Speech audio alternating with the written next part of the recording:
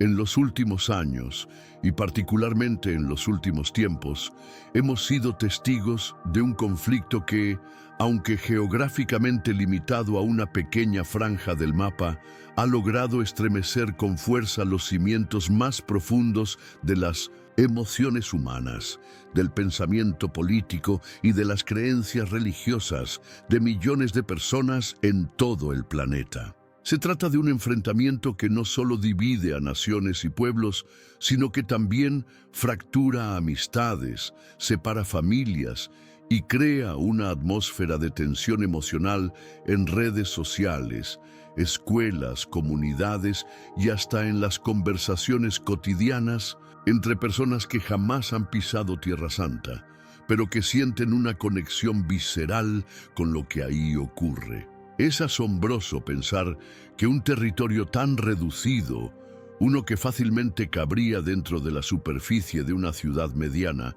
sea capaz de provocar olas de indignación, solidaridad, odio, compasión, dolor y esperanza a miles de kilómetros de distancia. Y justo por eso, hoy más que nunca necesitamos abrir un espacio para la comprensión.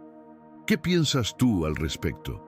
¿Crees que la raíz de este conflicto es realmente política o hay algo más profundo detrás? Te invito a dejar tu opinión en los comentarios, porque esta conversación no es solo histórica, es humana y nos toca a todos.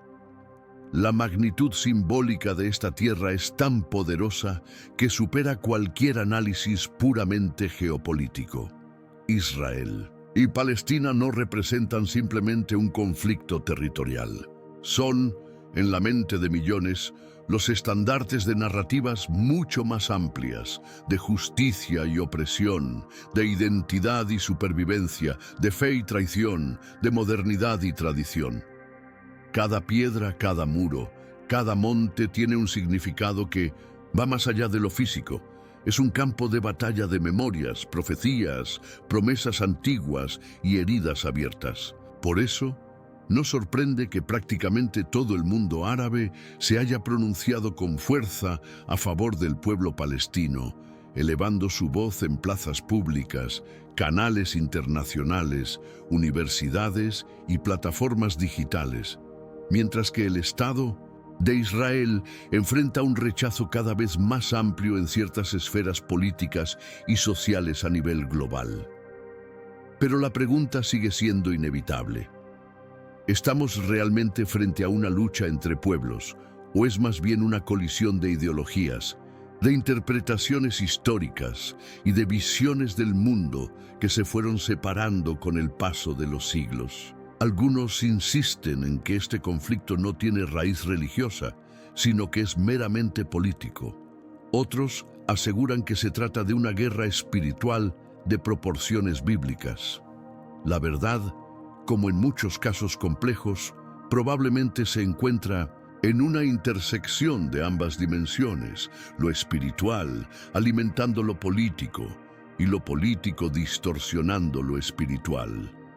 Y aquí es donde vale la pena mirar hacia atrás con atención. Porque si de verdad queremos entender lo que está ocurriendo hoy, no basta con analizar los titulares de noticias o los discursos diplomáticos.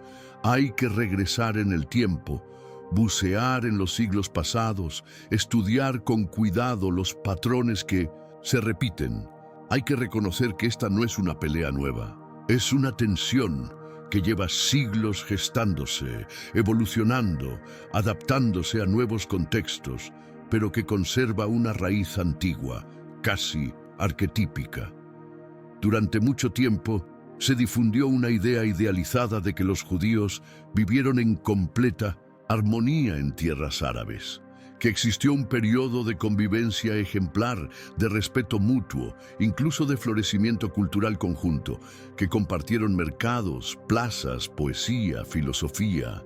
Y si bien es cierto que hubo épocas de relativa paz, donde los judíos pudieron desarrollarse en ciertos lugares del mundo islámico, esa imagen romántica empieza a romperse cuando uno observa los registros históricos con ojos más críticos. Ejemplo desgarrador es el que ocurrió el 17 de abril de 1912 en Marruecos, cuando estalló una revuelta que resultó en la masacre de 51 judíos. A primera vista, el estallido de violencia parecía estar relacionado con un acuerdo político entre el sultán Moulay Abd al-Hafid y las autoridades francesas. Sin embargo, lo perturbador es cómo esa tensión política derivó en un ataque sangriento hacia una comunidad que no tenía ninguna participación directa en la firma del tratado. La comunidad judía, que había vivido por generaciones en esa tierra, se convirtió de pronto en el blanco del resentimiento colectivo. ¿Por qué? ¿Qué mecanismo psicológico y social lleva a una población a dirigir su furia hacia una minoría vulnerable en momentos de crisis? Este patrón de reacción es tristemente conocido en muchas culturas y contextos históricos. En 1960, tiempos de incertidumbre, las sociedades tienden a buscar culpables visibles, presencias distintas a las que responsabilizar de sus propios males. Y en muchas ocasiones, los judíos, por su religión, por su forma de vida, por su conexión ancestral con Tierra Santa, han sido ubicados en esa posición incómoda, no como ciudadanos, sino como símbolos, no como vecinos, sino como intrusos. Y lo que pasó en Marruecos en 1912 es apenas una muestra de un fenómeno que se ha repetido en diversas partes del mundo islámico y también fuera de él. Lo más alarmante es que este tipo de violencia no nace de la nada. Se alimenta de siglos de narrativa, de educación sesgada, de discursos religiosos que se distorsionan para justificar el odio, y de una constante manipulación emocional que convierte al otro en enemigo. Este caldo de cultivo es el que ha hecho que, a lo largo de los siglos, incluso comunidades judías completamente integradas y respetuosas hayan sido perseguidas, expulsadas o aniquiladas sin previo aviso. Y por eso, cuando analizamos el conflicto entre Israel y Palestina, debemos hacerlo no solo con mapas, cifras y tratados, sino también con una profunda conciencia histórica y espiritual. Porque lo que está en juego no es únicamente una franja de tierra, sino la posibilidad de romper con un ciclo de odio milenario. La oportunidad, quizás por primera vez, de entendernos no como enemigos hereditarios, sino como descendientes de un mismo origen, capaces de escribir un capítulo nuevo, diferente, más humano. Y lo más estremecedor de todo es que el episodio ocurrido en Marruecos no fue, ni por asomo, un caso aislado.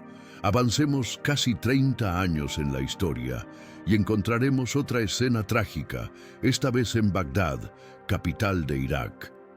El 1 de julio de 1941 tuvo lugar uno de los episodios más oscuros en la historia contemporánea del pueblo judío en tierras árabes, el Farhud. Este término, que en árabe significa literalmente despojo o desintegración violenta, describe con precisión lo que sucedió durante esos 2 días infernales.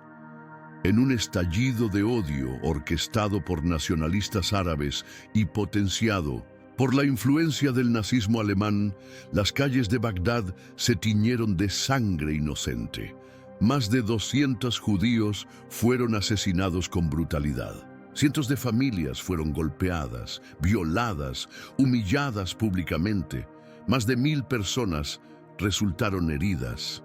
Tiendas, escuelas, sinagogas y hogares enteros fueron saqueados, incendiados, destruidos sin misericordia. No fue un enfrentamiento armado, no fue una guerra entre 2 ejércitos, fue una masacre, un linchamiento colectivo ejecutado contra una población civil desarmada simplemente por ser lo que eran, simplemente por tener una identidad distinta. Lo más doloroso de este hecho es que no surgió de la nada, no fue un arrebato repentino, fue el resultado de una acumulación prolongada de resentimientos, de discursos radicales que día tras día señalaban a los judíos como enemigos internos, como infiltrados, como traidores. Fue el producto de una propaganda sistemática antisemita que, importada desde la Europa fascista, fue aceptada por ciertos sectores como verdad absoluta. Esa narrativa venenosa que pinta al judío como el culpable de todos los males, encontró terreno fértil en una sociedad que ya estaba atravesando tensiones internas, pobreza, confusión política y crisis de identidad. Y este hecho, por atroz que sea, no es más que una pieza del rompecabezas, porque si verdaderamente queremos comprender la profundidad del conflicto entre los pueblos árabes y el pueblo judío, debemos ir más allá del siglo XX. Necesitamos retroceder en el tiempo, no décadas, sino siglos. Más precisamente, hasta el año 622 de nuestra era, en el corazón mismo de la península arábiga. En ese momento histórico, cuando el Islam apenas comenzaba a consolidarse como fuerza religiosa y política, ocurrió un episodio que marcaría el inicio de una relación sumamente tensa entre el naciente Islam y las comunidades judías de la región. Nos referimos a la masacre de la tribu Banu Qurayza en la ciudad de Medina. Según los registros islámicos tradicionales, esta tribu, compuesta por alrededor de 700 hombres judíos, fue acusada de traición por haber roto un pacto con el profeta Mahoma en un momento crítico. Tras el sitio de la ciudad y la victoria musulmana, Mahoma ordenó la ejecución masiva de todos los varones adultos de la tribu. Las mujeres y los niños fueron vendidos como esclavos. Fue una matanza sin precedentes en el contexto de esa época, y sus repercusiones no tardaron en extenderse más allá del evento puntual.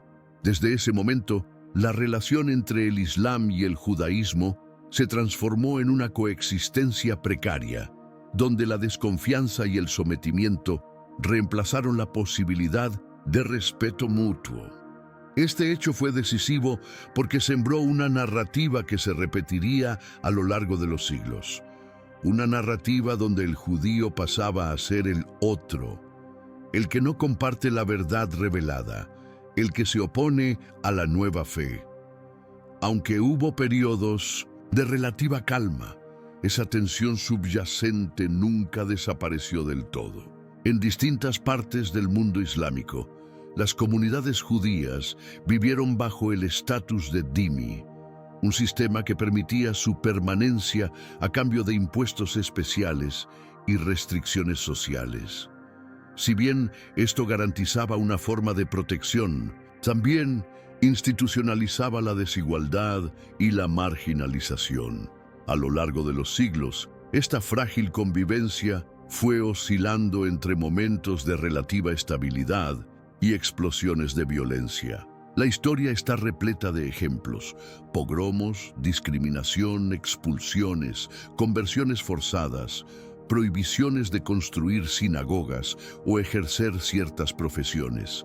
Y aunque muchos prefieren mirar hacia adelante y enfocarse en el presente, es imposible construir paz verdadera sin mirar con valentía al pasado, sin reconocer el dolor heredado, sin sanar las memorias colectivas. Por eso, si realmente quieres profundizar en estos hechos, en la descripción de este video encontrarás un enlace a una fuente confiable que recopila con detalle muchos de estos eventos históricos. Pero quiero que entiendas algo desde ahora. Este no es un video común de historia. No estamos aquí para darte un listado de fechas, nombres y cifras frías. Lo que te invitamos a recorrer es un viaje espiritual, emocional y humano hacia el origen más profundo de este conflicto que aún hoy nos sacude. Un conflicto que, más allá de la política, toca las raíces del alma. Y por eso, hoy más que nunca, en medio de tanta confusión, tanta polarización y tanto dolor acumulado, necesitamos detenernos un momento y hacernos una pregunta verdaderamente sincera. Una pregunta que no nace del análisis político ni de los intereses estratégicos, sino del alma misma. ¿Hay esperanza? ¿Existe aún una posibilidad real, auténtica, profunda, de reconciliación entre dos pueblos que, más allá de sus diferencias actuales, comparten la misma raíz espiritual? Porque sí, aunque para muchos esto resulte casi increíble, tanto el judaísmo como el islam reconocen como su ancestro común al mismo hombre, Abraham. No a un líder militar, ni a un rey conquistador, sino a un pastor nómada, a un buscador de Dios, a un hombre que, según la tradición, caminaba con fe aún sin saber hacia dónde lo llevaría el siguiente paso. Abraham en hebreo, Ibrahim en árabe, es el padre de la fe monoteísta. Es el hombre al que se le prometió una descendencia tan numerosa como las estrellas del cielo, tan incontable como los granos de arena del mar. Él es, en cierto sentido, la raíz de tres grandes religiones: judaísmo, cristianismo e islam. Y sin embargo, el nombre de este hombre que representa fe, obediencia y esperanza ha sido usado a lo largo de los siglos como justificación para disputas interminables. Tal vez ha llegado el momento de dejar de ver a Abraham como símbolo de división y empezar a verlo como lo que realmente fue: un punto de partida, un vínculo compartido, un recordatorio de que, en el fondo, tenemos mucho más en común de lo que nos separa. Pero para poder vislumbrar esa posibilidad de reconciliación, no basta con mirar hacia adelante. Antes, tenemos que volver al origen, no a los tratados políticos del siglo XX, ni a las declaraciones de las Naciones Unidas, sino mucho más atrás. Debemos regresar al comienzo, a la raíz espiritual, a la historia íntima de una familia, una historia que, aunque muchos la consideren un relato antiguo, sigue influyendo hoy en las decisiones de líderes, en la educación de generaciones enteras y en los sentimientos colectivos de millones de personas. Porque sí, detrás de cada guerra, de cada conflicto, de cada discurso inflamado, hay intereses estratégicos, económicos y territoriales. Pero también, y esto es algo que rara vez se dice con suficiente claridad, hay heridas ancestrales. Heridas emocionales, espirituales, simbólicas, heridas que no cicatrizan con tratados ni con resoluciones diplomáticas. Esas heridas tienen un origen muy claro en la historia bíblica, en la tensión entre dos hermanos, Isaac e Ismael. Dos hijos del mismo padre, pero con destinos distintos. Dos nacimientos separados por una promesa divina, por una situación familiar compleja, por decisiones humanas que, sin saberlo, moldearon los conflictos del futuro. La historia de Isaac e Ismael no es solo un pasaje bíblico, es un espejo, es un patrón que se repite generación tras generación. Es un relato que nos permite entender por qué, incluso hoy, las tensiones entre pueblos que deberían ser hermanos siguen vivas. Uno de los elementos más fascinantes y al mismo tiempo más reveladores de este conflicto ancestral es que no estamos hablando únicamente de diferencias religiosas o culturales. Estamos ante un verdadero choque de estructuras de pensamiento, de sistemas legales, de percepciones sobre lo que significa ser legítimo, heredero, bendecido. Para comprender verdaderamente la raíz de esta división, debemos observar cómo las antiguas civilizaciones del Medio Oriente concebían conceptos como herencia, linaje y legitimidad. En aquellas épocas, estos términos no eran solo asuntos familiares, eran la base del poder, del honor, del derecho a existir como pueblo. El primogénito no era solamente el primer hijo nacido, era el símbolo del futuro, el portador de la continuidad del nombre, de la bendición, de la tierra. Por eso, cuando hablamos de Isaac e Ismael, no estamos hablando solo de una rivalidad entre hermanos. Estamos hablando de una colisión entre dos visiones de mundo, entre dos interpretaciones de una misma promesa, entre dos caminos que surgieron del mismo tronco, pero que crecieron en direcciones opuestas. Esta historia, la de Isaac e Ismael, es mucho más que un relato antiguo preservado en pergaminos y libros sagrados. Es, en realidad, la semilla de una tensión espiritual, emocional y simbólica que ha cruzado generaciones enteras, moldeando no solo la relación entre dos religiones, sino también la identidad de pueblos enteros. Y si de verdad aspiramos a sanar aquello que se ha roto, no solo entre las naciones, sino en el corazón de las personas, necesitamos volver a observar esa semilla con una mirada fresca, compasiva, profundamente humana, no con los ojos fríos del juicio, ni con el dedo acusador de la ideología, sino con los ojos de quienes comprenden que el perdón no puede nacer sin empatía y que la empatía solo surge cuando tenemos el valor de escuchar la historia completa, con todas sus luces y sombras. Para empezar a comprender las raíces de este conflicto, tenemos que mirar incluso más allá de la Biblia. Debemos remontarnos a los códigos jurídicos que regían la vida en las primeras grandes civilizaciones de la humanidad. Uno de los más antiguos y completos es el Código de Hammurabi, escrito hace más de 3700 años en la antigua Babilonia. Este documento, tallado en piedra, no solo representaba las leyes de un reino, sino que también reflejaba la estructura social y los valores fundamentales de la época. Y dentro de sus líneas encontramos un principio legal que, sorprendentemente, resuena de forma directa con la historia de Abraham, Sara, Agar, Isaac e Ismael. El código dictaba que si una mujer era estéril, una condición considerada una tragedia en aquellas sociedades donde el valor de la mujer estaba ligado a su capacidad para dar descendencia, podía entregar a su sierva a su esposo con la intención de que él tuviera un hijo a través de ella. Este hijo era entonces considerado un hijo legítimo, no un bastardo, y tenía derecho a heredar el patrimonio del padre.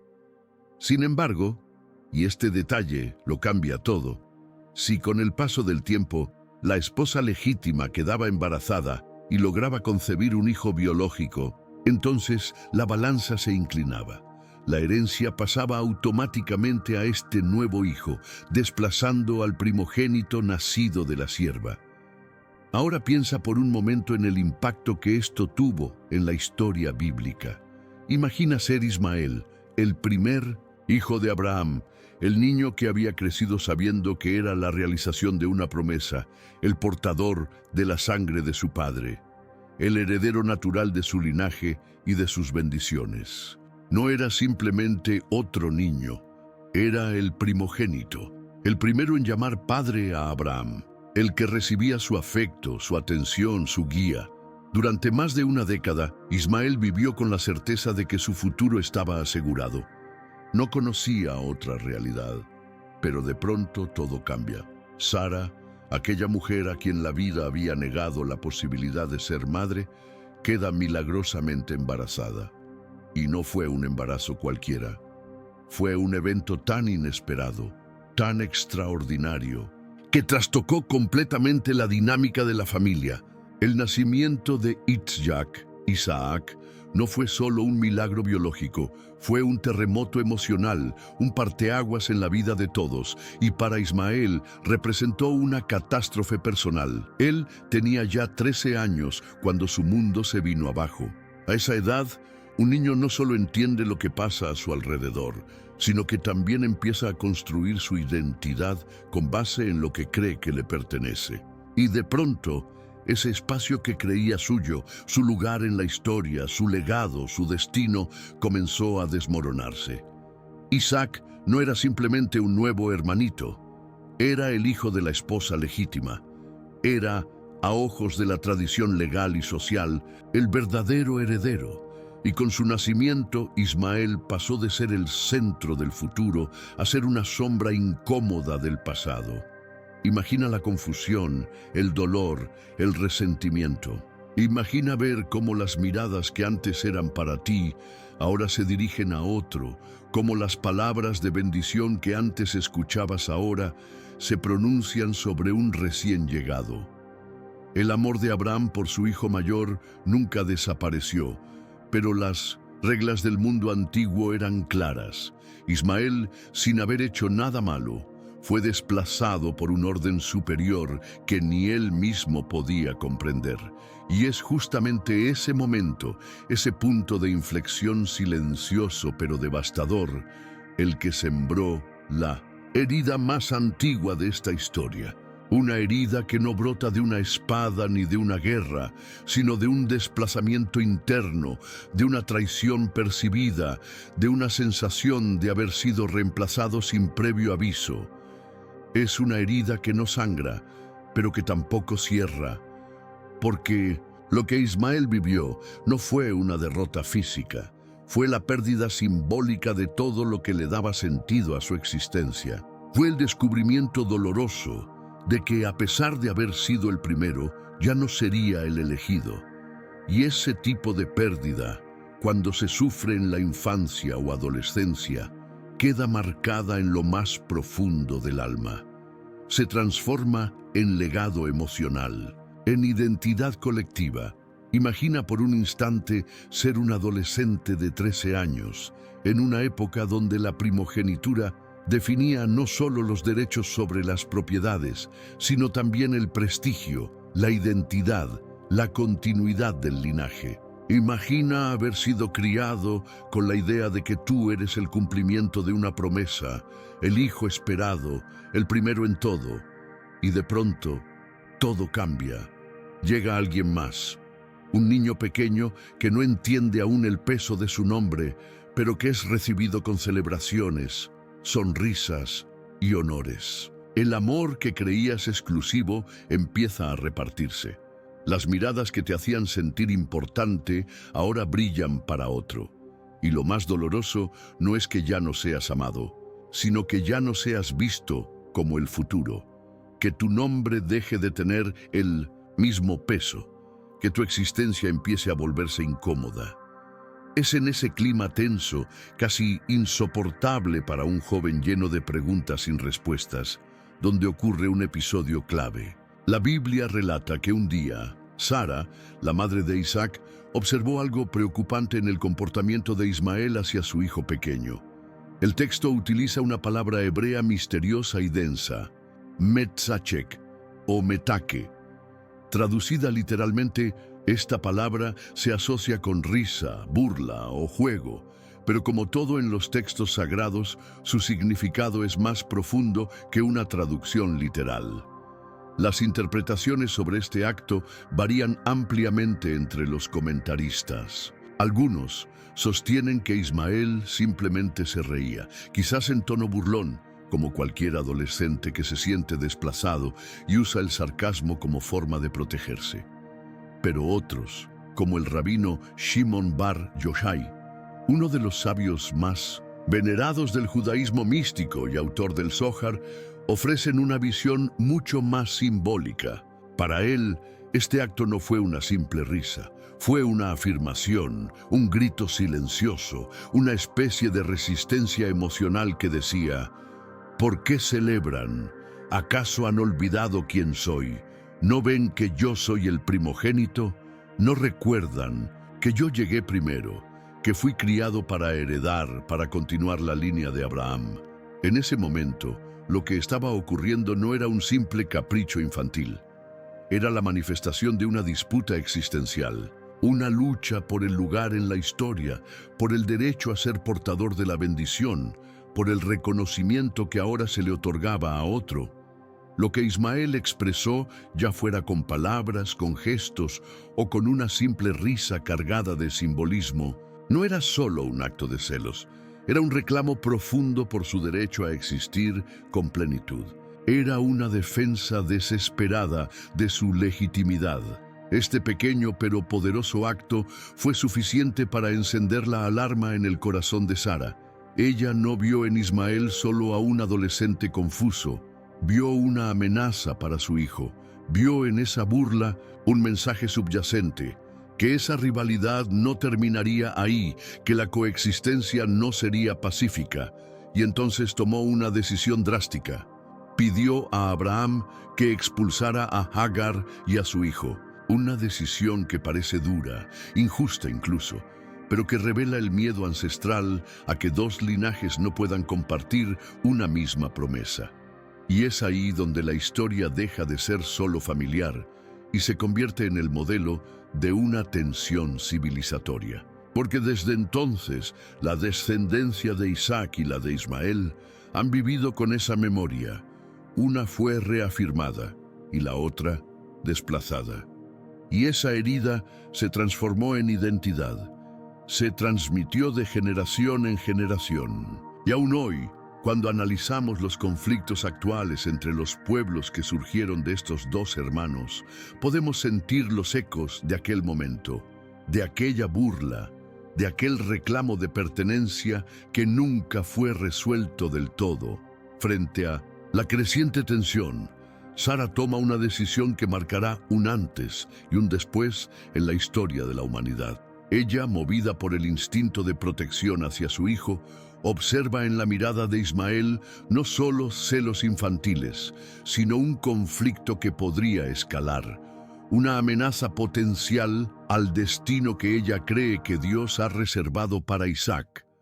En su corazón, Sara entiende que no puede haber dos herederos, que la promesa divina, la que transformaría a Abraham en una gran nación, la que bendeciría a todas las familias de la tierra a través de su linaje, no puede dividirse. Por eso se acerca a Abraham y sin rodeos le exige algo que cambiaría para siempre la dinámica familiar y el curso de la historia. Expulsa a esa sierva y a su hijo, porque el hijo de esa sierva no heredará con mi hijo, con Isaac. No hay dulzura en sus palabras, no hay negociación, hay firmeza, urgencia y una visión muy clara de lo que está en juego. Para muchos, esta escena es brutal. Agar, la mujer que una vez fue ofrecida como segunda esposa por la misma Sara, es ahora considerada un obstáculo. E Ismael, el primer hijo de Abraham, es visto como un estorbo, una amenaza que debe ser apartada.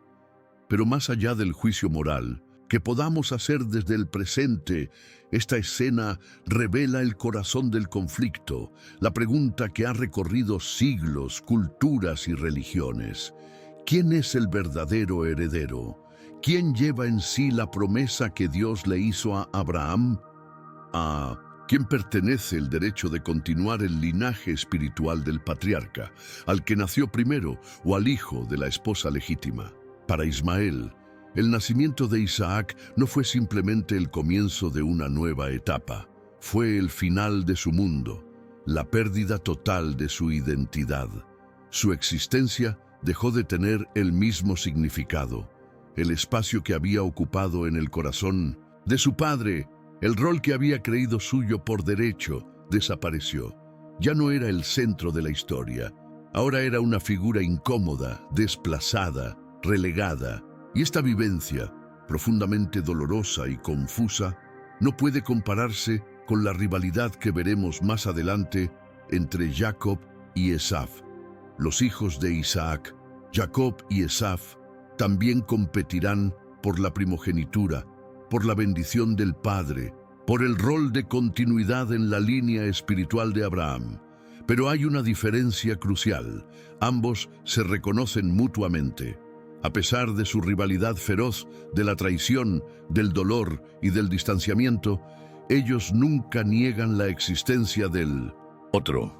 Son hermanos que luchan, sí, pero que siguen siendo parte de la misma historia, del mismo árbol familiar.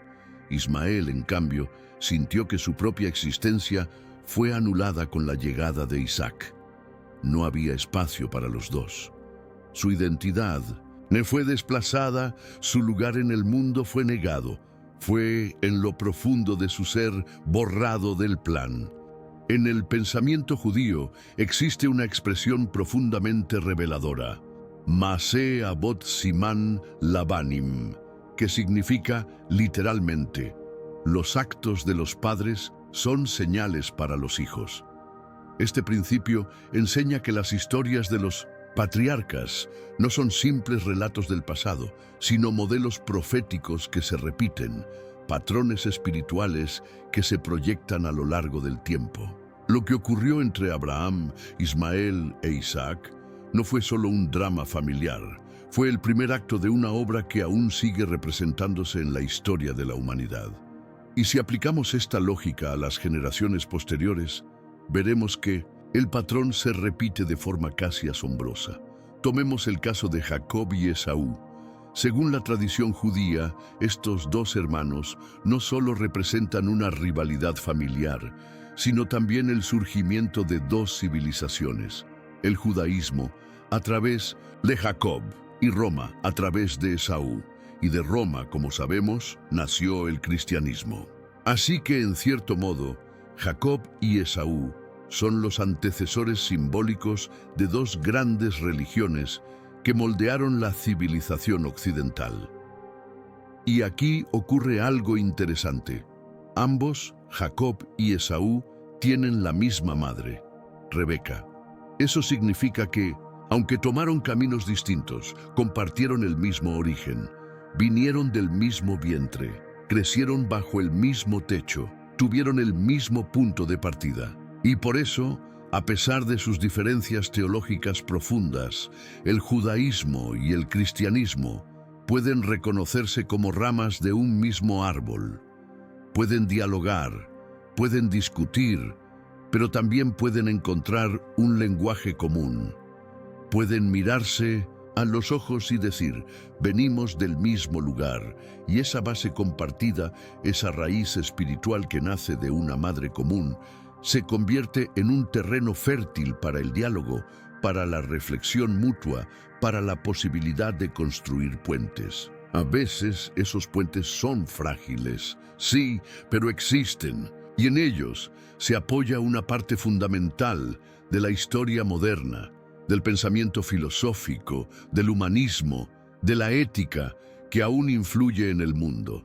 Pero cuando dirigimos la mirada hacia el Islam, descubrimos que la historia toma un rumbo completamente distinto. A diferencia de lo que sucede entre judaísmo y cristianismo, donde, a pesar de las divergencias doctrinales, existe un origen compartido en las mismas escrituras hebreas, la relación entre judaísmo e islam carece de esa base común sólida que sirva como punto de encuentro teológico. Aquí no hay un lenguaje espiritual compartido en el que ambos puedan reconocerse. No hay una narrativa fundacional que los una.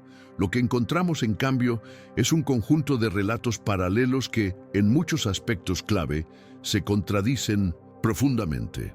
Por ejemplo, mientras que para el judaísmo la Torá representa la revelación sagrada dada por Dios a Moisés en el monte Sinaí, una revelación eterna, central e inmutable, desde la perspectiva del Islam tradicional, esa misma Torá fue alterada. Es decir, fue modificada, distorsionada, manipulada a lo largo del tiempo por manos humanas. Este argumento, sostenido por diversas escuelas teológicas musulmanas, se usa como base para justificar la necesidad de una nueva revelación, una revelación definitiva, pura, incorruptible, el Corán. Ese no es el único punto de divergencia. Uno de los elementos más simbólicos y significativos del relato bíblico, el sacrificio de Isaac, también sufre una reinterpretación radical en el Islam. Según la tradición judía y cristiana, Abraham fue llamado por Dios a sacrificar a su hijo Isaac como prueba de fe. Pero según el relato islámico, ese hijo no fue Isaac, sino Ismael. Este cambio no es menor. Es un giro que transforma por completo el eje espiritual del linaje. Es como si dos pueblos estuvieran escribiendo dos versiones distintas del mismo libro, cada uno colocando en el centro de la historia a su propio antepasado. Y ahí nace uno de los abismos teológicos más profundos y persistentes que ha dificultado, durante siglos, cualquier tipo de reconciliación auténtica entre ambas religiones. Porque no se trata solo de diferencias superficiales, se trata de contradicciones en los eventos fundacionales, en los personajes clave, en la manera en que Dios se manifiesta y revela su voluntad, en la esencia misma de la narrativa divina. Cuando intentamos comprender el conflicto entre el judaísmo y el islam desde una perspectiva superficial, limitándonos a los titulares de los noticieros, a los mapas de ocupación, a los acuerdos fallidos o a los enfrentamientos armados del presente, cometemos un error crucial. Nos quedamos en la superficie de un iceberg cuyo verdadero volumen está sumergido en siglos de historia, de dolor, de interpretaciones sagradas que no han sido reconciliadas. Porque detrás de cada protesta callejera, detrás de cada resolución de la ONU, detrás de cada atentado o acto de resistencia, hay algo mucho más profundo, una fractura espiritual que jamás ha sanado completamente. Esa fractura no tiene su origen en una simple disputa territorial. Su raíz no es una frontera mal trazada, ni siquiera una decisión política mal tomada. Su origen es más antiguo, más visceral, más intangible. Está en las escrituras, en las narrativas fundacionales, en el alma misma de dos pueblos que durante siglos han llevado sobre sus hombros la convicción de portar la verdad última. En el caso del judaísmo, esa convicción no nace del orgullo, ni de la arrogancia. No es una proclamación de superioridad. Al contrario, el pueblo judío, desde sus raíces más profundas, no se concibe como privilegiado, sino como responsable. En su cosmovisión, ser el pueblo elegido por Dios no significa recibir beneficios especiales, sino ser llamado a una vida de deberes, de compromiso ético, de testimonio espiritual. Es una elección que no se gana por méritos, sino que se recibe con temor reverente. El judaísmo no proclama su elección como motivo de gloria, sino como una carga moral inmensa. En ese sentido, la historia del pueblo de Israel no es una historia de dominio, sino de lucha interior, de fidelidad en medio del exilio, de mantener viva la llama de la fe, incluso en los momentos más oscuros, de seguir creyendo en la promesa divina, incluso cuando todo parece perdido. Ser elegido, para el judaísmo, significa ser portador de la Torá, guardián del pacto, testigo del Dios invisible incluso cuando el mundo entero parece darle la espalda. Pero esa misma afirmación, tan profundamente espiritual y existencial desde el judaísmo, ha sido percibida de forma muy distinta por muchas corrientes dentro del Islam, especialmente por aquellas más conservadoras, más literalistas, más enfocadas en la unicidad absoluta de su propia revelación. En esos sectores, la idea de que otro pueblo, el pueblo judío, se siga considerando el pueblo del pacto, es vista como un error teológico e incluso como una ofensa. Porque en la teología islámica tradicional, el judaísmo fue una etapa anterior, un pueblo que, si bien fue elegido en su momento, falló en su misión y por tanto fue reemplazado por la Umma, la comunidad de creyentes del Islam. Según esta visión, la revelación del Corán no es una continuación, sino una rectificación. No es un nuevo capítulo en el mismo libro, sino un nuevo libro que corrige los errores del anterior. Mahoma no es un profeta más en la cadena, sino el último, el sello, el definitivo. El mensaje no viene a complementarse con el de Moisés, sino a reemplazarlo. Es absoluto, inapelable, final. Y en ese marco de pensamiento, la elección divina ya no recae sobre Israel, sino sobre quienes aceptan el Islam como única y verdadera religión. Este punto de vista, aunque no representa a todos los musulmanes, ha sido profundamente influyente. Ha moldeado siglos de desconfianza teológica. Ha alimentado la idea de que ya no hay espacio para dos pueblos elegidos, ni para dos historias verdaderas. Solo puede quedar uno.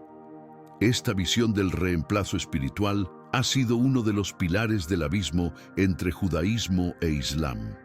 Porque mientras el judaísmo insiste en la continuidad del pacto, el islam ortodoxo lo niega categóricamente. Y cuando dos religiones construyen su identidad sobre narrativas mutuamente excluyentes, el diálogo se vuelve casi imposible, a menos que haya voluntad de mirar más allá del dogma y volver a lo esencial, la dignidad humana, la búsqueda de lo sagrado, la humildad ante el misterio de Dios. Bajo esa óptica, quien es verdaderamente elegido ya no es el descendiente de Isaac, sino aquel que se somete al mensaje del Islam, que reconoce la unicidad de Dios tal como fue revelada a Mahoma, y que acepta al Corán como guía suprema. Así, lo que para el judaísmo es una continuidad de pacto, para el Islam es una rectificación de lo que fue alterado. Y es aquí donde comprendemos que el conflicto entre ambas religiones no nace del odio ni de la política, sino de narrativas, que compiten por el lugar central en la historia sagrada. Y cuando dos pueblos creen que llevan en sí el destino eterno del mensaje divino, la coexistencia se vuelve un desafío espiritual, no solo diplomático. Es fundamental señalar con toda justicia que no todas las ramas del Islam comparten la misma visión rígida o exclusivista respecto al judaísmo o a la historia sagrada compartida. De hecho, a lo largo de los siglos han existido y aún existen corrientes dentro del pensamiento islámico que promueven el diálogo interreligioso, la coexistencia pacífica y el reconocimiento mutuo entre credos.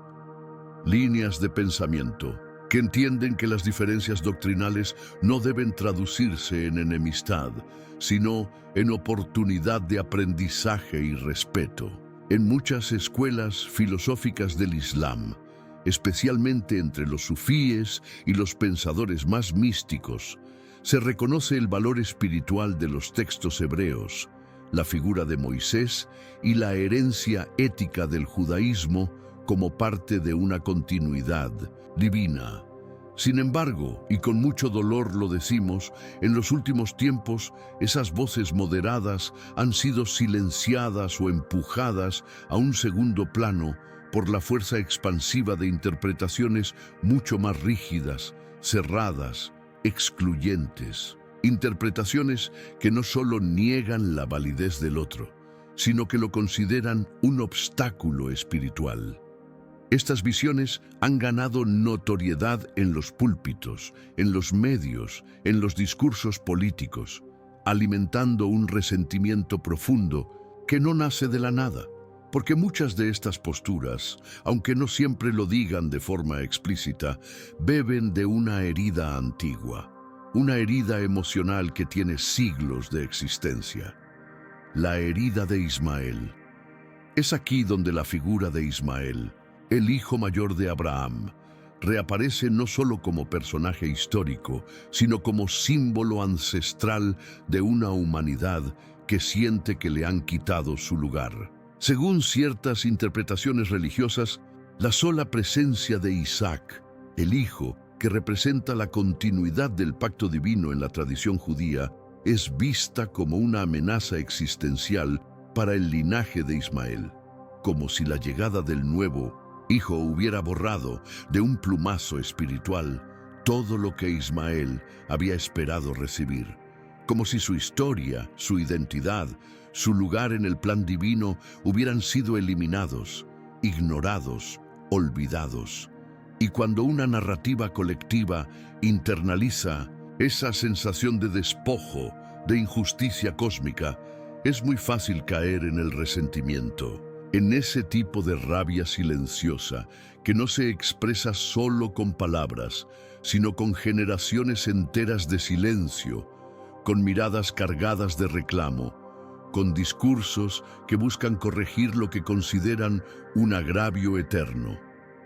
De alguna forma, la tensión entre Ismael e Isaac ha sido heredada por los pueblos que afirman descender de uno u otro, y esa tensión no siempre se expresa con armas ni con banderas. A veces se manifiesta en la forma en que se percibe al otro, como una sombra que amenaza, como un rival al que no se le puede ceder espacio, ni siquiera reconocimiento. Y esa tensión simbólica, que nace de la percepción de haber sido desplazado, hoy se proyecta con enorme fuerza sobre la figura del Estado de Israel. Un pequeño país, con apenas 7 millones de judíos, rodeado por un vasto mundo musulmán que abarca desde Marruecos hasta Indonesia. Si tomas un mapa global y lo observas con atención, verás que en verde aparecen los países donde el Islam es religión dominante o incluso oficial. Es un cinturón gigantesco que cubre 3 continentes, que atraviesa desiertos, selvas, cordilleras y costas enteras. Casi 2.000 millones de personas, una vasta civilización unida por la fe en el Corán y en Mahoma como su profeta.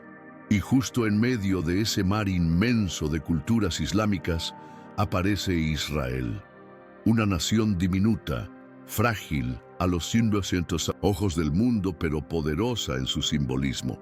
Israel no es solo un país. Para muchos en el mundo islámico, su existencia representa una provocación, un recordatorio constante de la narrativa de Isaac, de la herencia que, según ellos, debió ser de Ismael. Y no se trata solamente de tierra, se trata de identidad, de legitimidad espiritual, de quién fue elegido, de quién carga con la luz divina.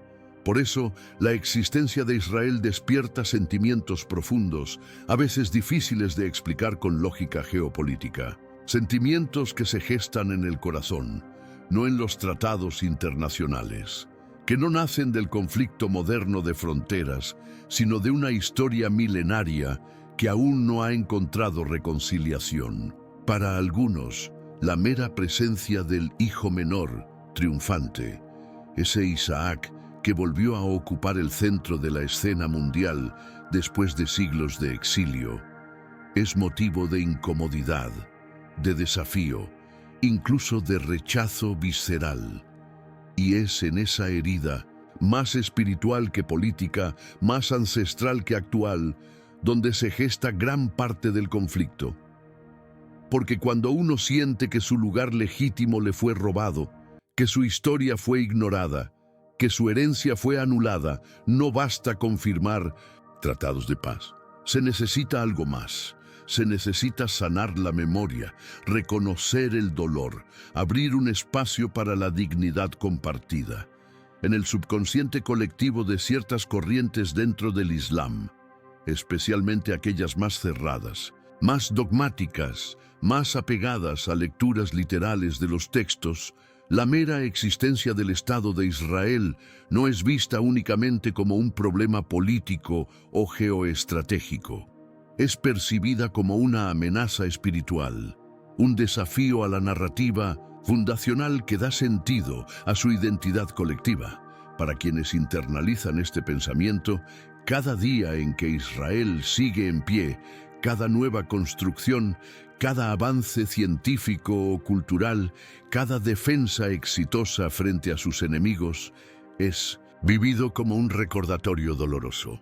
Un eco permanente de aquella escena ancestral en la que Isaac fue reconocido como el heredero del pacto, y no Ismael. Es como si la figura de Isaac reviviera constantemente, apareciendo ante los ojos de quienes se identifican con Ismael para repetir, sin palabras, pero con hechos, yo fui el elegido. Ese mensaje, incluso si no es expresado directamente, cala en el alma de quienes sienten que han sido despojados. Y duele, duele en lo más hondo, no como una herida nueva, sino como un dolor viejo heredado por generaciones. Un dolor que no se puede borrar con argumentos diplomáticos, porque no está grabado en las leyes, sino en la memoria emocional de los pueblos. Este dolor, cuando no es sanado, cuando no se escucha, cuando no se canaliza hacia el entendimiento mutuo, puede convertirse en resentimiento. Y el resentimiento, cuando encuentra terreno fértil en la frustración, la pobreza, el aislamiento y la falta de esperanza, se transforma en odio. Y el odio, si es alimentado por líderes religiosos o políticos con intereses oscuros, se convierte en una bomba ideológica lista para estallar. En muchos casos extremos, este resentimiento ha sido hábilmente manipulado por discursos radicales que, lejos de buscar la reconciliación, alimentan una visión apocalíptica del otro. Basta con observar algunos de los textos que ciertos grupos extremistas han adoptado como banderas. Por ejemplo, una organización conocida como Terrara incluye en sus estatutos un hadiz, una tradición oral atribuida al profeta Mahoma, que declara de manera escalofriante: la hora no llegará hasta que los musulmanes luchen contra los judíos y los maten. Los judíos se esconderán detrás de rocas y árboles, y las rocas y los árboles dirán: oh musulmán, siervo de Alá, hay un judío detrás de mí, ven y mátalo. El texto continúa diciendo que todos los árboles hablarán así, excepto uno, el árbol Garcad, que según esta tradición está asociado con el pueblo judío, como si hasta la naturaleza misma tomara partido en el conflicto. Este tipo de literatura, que podría parecer marginal o simbólica para muchos, ha sido tomada literalmente por algunos sectores radicalizados y utilizada como justificación religiosa para el odio, la violencia y el exterminio.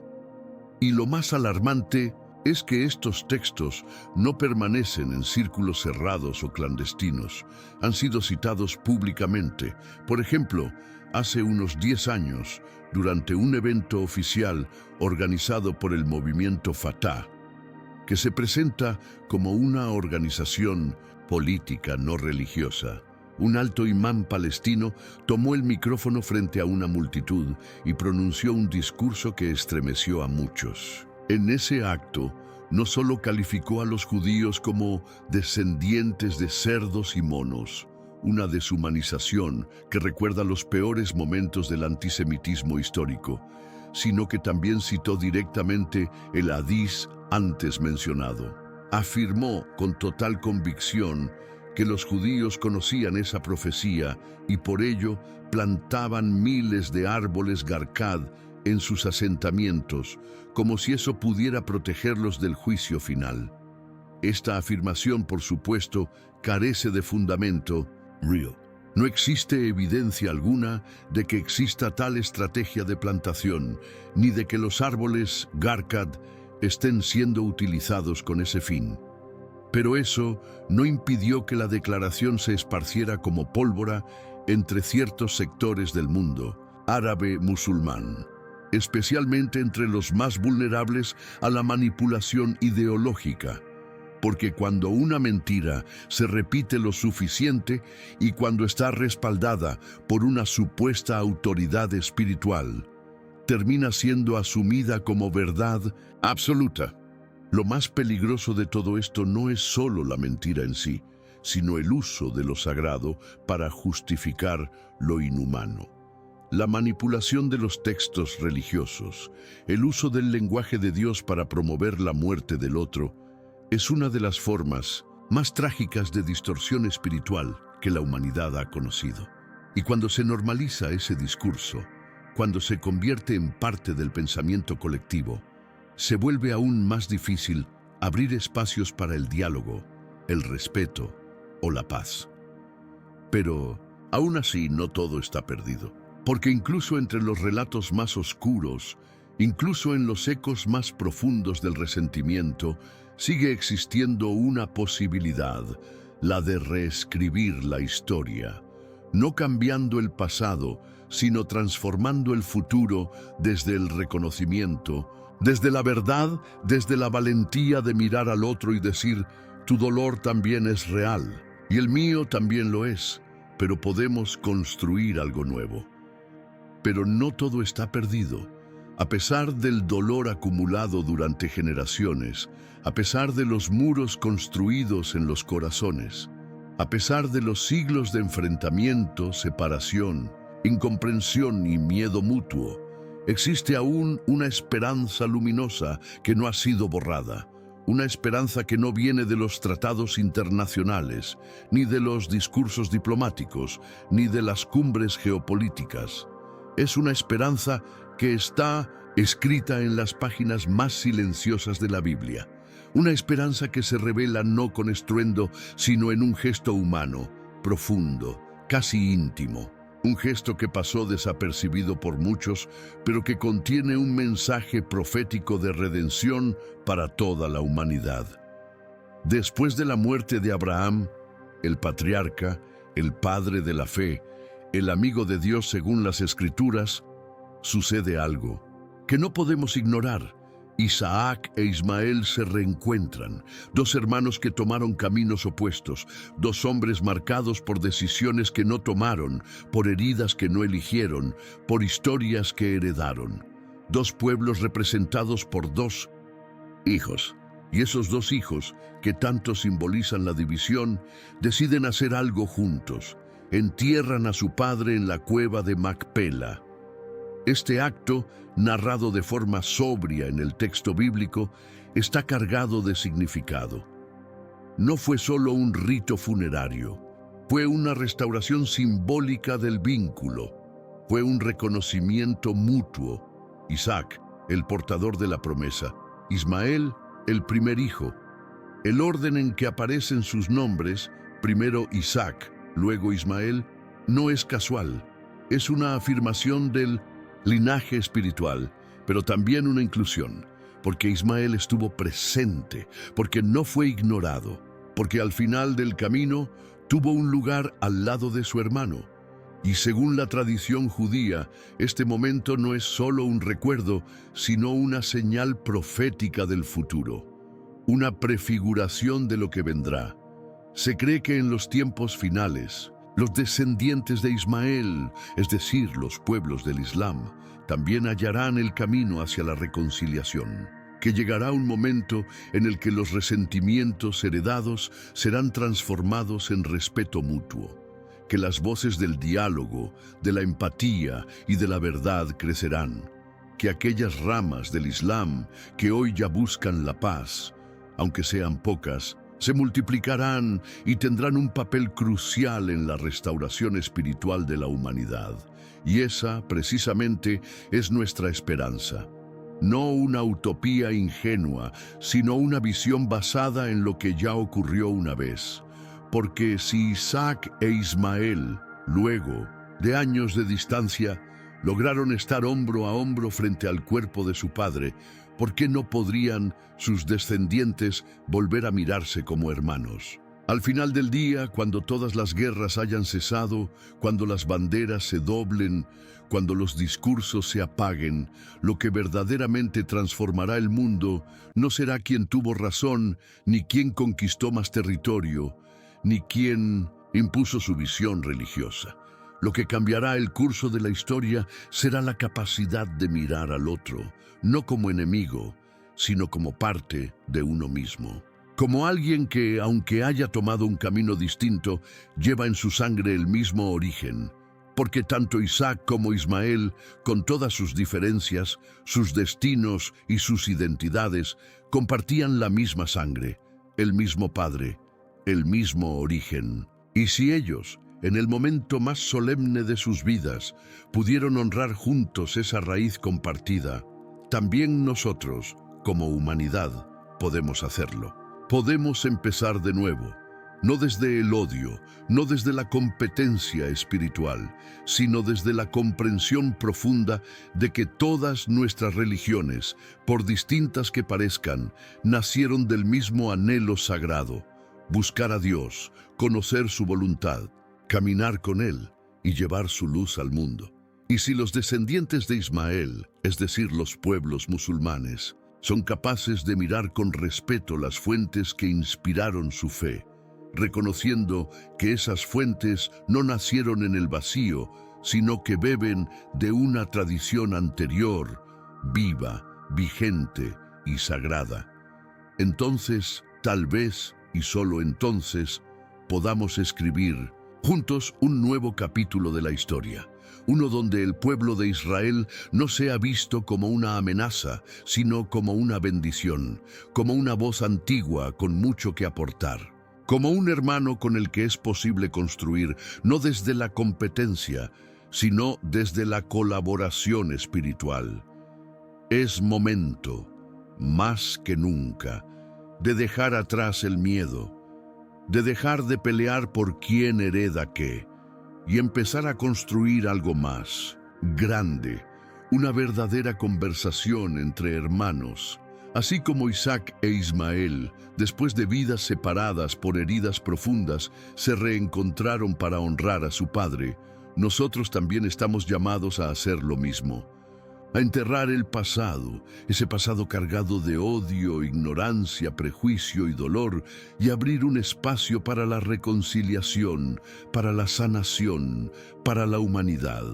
Porque no hay paz más duradera que aquella que nace del reconocimiento mutuo. Y no hay gesto más poderoso que aceptar desde el alma que todos venimos del mismo origen, que todos, más allá de nuestras diferencias, somos hijos del mismo Padre.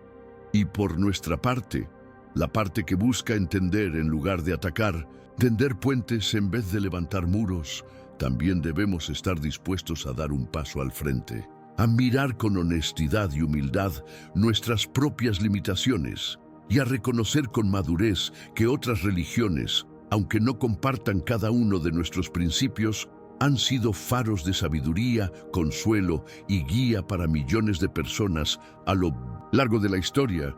Cada una, a su modo, ha encendido una vela en la oscuridad, ha dado sentido a vidas rotas, ha ofrecido esperanza donde no quedaba ninguna.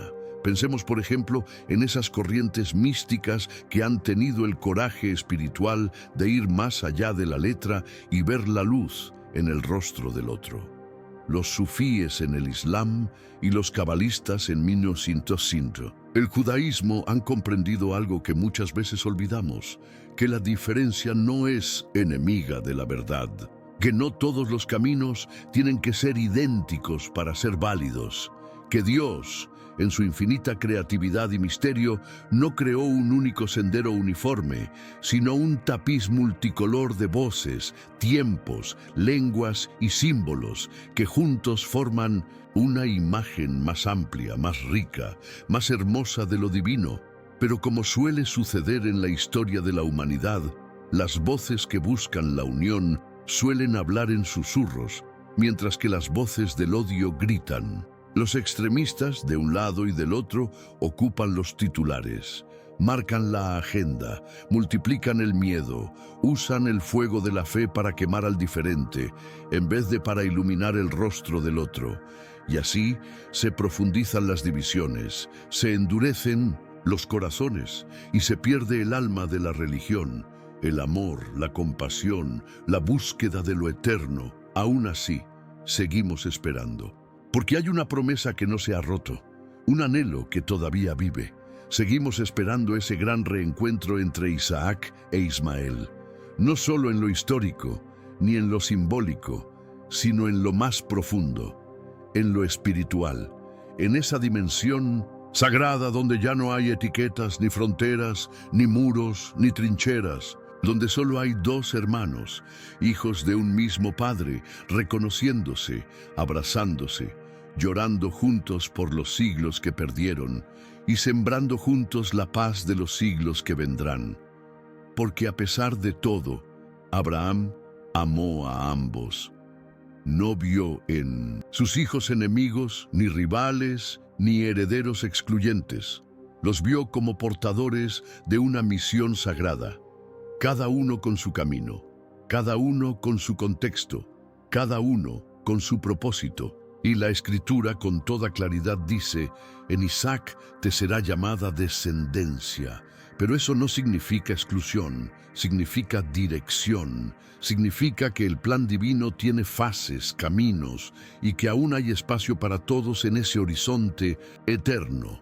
Ojalá que esta conversación, que hoy apenas comienza, no se quede aquí, que no se disuelva entre los clics y los algoritmos, que se transforme en algo más, en una nueva forma de mirar al otro.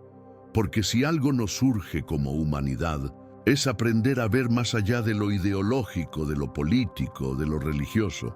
Necesitamos una nueva mirada, una mirada espiritual, capaz de ver el alma antes que la opinión, capaz de escuchar la herida detrás del grito, capaz de tender una mano donde otros levantan muros. Y si seguimos aferrándonos a los extremos, si nos seguimos refugiando en las trincheras de nosotros contra ellos, nunca encontraremos descanso.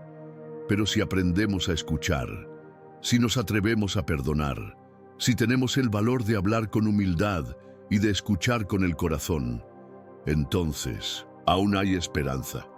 Esta ha sido la historia profética de Isaac e Ismael, una historia que comenzó hace miles de años, pero que sigue resonando con fuerza en nuestro presente. Porque no es solo la historia de dos hermanos, es la historia de todos nosotros, de nuestras familias, de nuestras raíces, de nuestra lucha por encontrar un lugar en este mundo sin destruir el del otro. Y si este video te tocó el corazón, si te hizo reflexionar, si te invitó a mirar el conflicto con otros ojos, te invito a dejarme un me gusta. Es un gesto pequeño, pero poderoso. Y si quieres compartir tu pensamiento, tu historia, tu visión, déjamelo en los comentarios. Me encantaría leerte. ¿Crees que el diálogo es posible? ¿Sientes que hay esperanza? ¿Qué podríamos hacer tú y yo para acercarnos más al ideal de reconciliación? Y si aún no estás suscrito a este canal y deseas ver más contenido como este, contenido que busca sanar, construir, iluminar, puedes hacerlo ahora mismo. Solo haz clic en el botón de suscripción y activa la campanita para que YouTube te avise cada vez que subamos algo nuevo. Aquí no solo hablamos de historia, hablamos del alma de la humanidad. Y si quieres ver otro video que como este puede ayudarte a ver el mundo desde otra perspectiva, te lo dejo aquí en pantalla. Hasta entonces, Shalom, paz para ti, para tu casa y para todo el mundo.